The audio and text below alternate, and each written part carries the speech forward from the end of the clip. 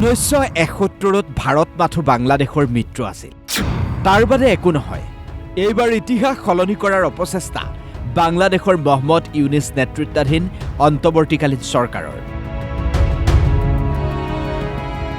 সকলোৱে জানে বাংলাদেশৰ মুক্তিযুদ্ধত ভাৰতে লৈছিল বৃহৎ ভূমিকা। এক প্ৰকাৰে ভাৰতৰ সহায়তহে 1971 চনত স্বাধীনতা লাভ কৰিছিল বাংলাদেশে। সোমবাৰে আছিল 16 ডিচেম্বৰ, বিজয় দিৱস। এই বিশেষ দিন উপলক্ষত ভাৰতৰ প্ৰধানমন্ত্ৰী নৰেন্দ্ৰ মোদীয়ে এক্স হেণ্ডেলৰ জৰিয়তে পোষ্ট কৰিছিল এক বাৰ্তা। 1971 বাংলাদেশৰ মুক্তিযুদ্ধত ভাৰতীয় সেনাৰ ভূমিকা আৰু সাফল্যৰ গুণগান কৰি প্ৰধানমন্ত্ৰীয়ে কৈছিল, 1971 যুদ্ধ জয় ভাৰতৰ এক ঐতিহাসিক বিজয়। সেই যুদ্ধত প্ৰাণাহুতি দিয়া সকলো বীৰ সৈনিকলৈ সশ্ৰদ্ধ প্ৰণাম। দেশৰ ইতিহাসত এই বিজয় খোদিত হৈ ৰ'ব আৰু ইয়েই উত্তৰ পুৰুষকো উদ্বুদ্ধ কৰি ৰাখিব।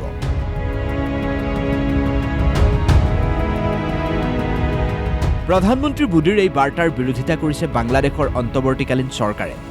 মুক্তিযুদ্ধত ভাৰতৰ সহায় সহযোগিতা নস্বাত কৰিছে ঢাকাই। প্ৰধানমন্ত্ৰীৰ এক্স বাৰ্তাৰ বিৰুদ্ধে এইবাৰ এই বাৰ্তা বাংলাদেশৰ। প্ৰধানমন্ত্ৰী মোদীৰ মন্তব্যৰ প্ৰতিবাদ বাংলাদেশৰ। 16 ডিচেম্বৰ 1971 আছিল বাংলাদেশৰ বিজয়ৰ দিন।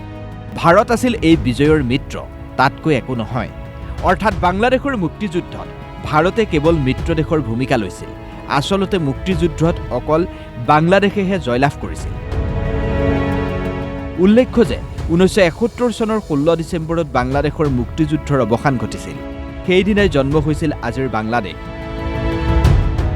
ইফালে বাংলাদেশ পাকিস্তানৰ যুদ্ধত ভাৰতীয় সেনাৰ ওচৰত পৰাজয় স্বীকাৰ কৰিছিল পাক সেনাই। সেই দিনটোতে আনুষ্ঠানিকভাৱে ভাৰতৰ ওচৰত নতি স্বীকাৰ কৰিছিল পাকিস্তানে। আত্মসমৰ্পণৰ দলিলত স্বাক্ষৰ কৰিছিল পাক সেনাপ্ৰধানে। Bureau' report, DY365।